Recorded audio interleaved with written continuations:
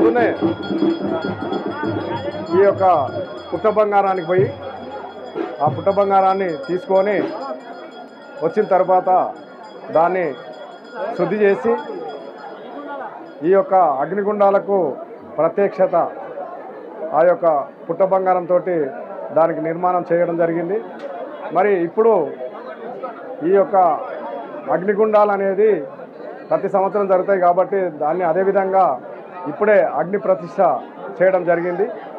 ఇది దాదాపుగా 4 నుంచి 5 గంటల వరకు ఈ అగ్నిగుండం కాలుతూ ఉంటుంది.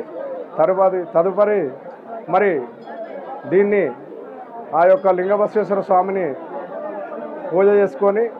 పూజించుకొని ఆ భగవంతుని ఎత్తుకొని దీంట్లోకి వెళ్ళి లింగలాల మీదకి వెళ్ళి నడవడం జరుగుతుంది. కాబట్టి ఈ యొక్క ప్రత్యక్షత ఈ అగ్నిగుండాలతోటి జరుగుతున్నందుకు ఈ యొక్క ప్రత్యేకనే ఈ యొక్క ప్రజల ఆకర్షణ అని చెప్పేసి కూడా ఈ సందర్భంగా తెలియజేస్తూ ఉన్నాను. తదుపరి రథ ముంగట ప్రతిష్ఠ చేయడం జరుగుతుంది. దాని తర్వాత ఆ ప్రతిష్ఠ అయిన తర్వాత ఈ యొక్క భగవంతుని గుళ్ళ నుంచి తీసుకొని వచ్చి ఈ యొక్క అగ్నిగుండాలను తొక్కడం కూడా జరుగుతుంది. తదుపరి రథాన్ని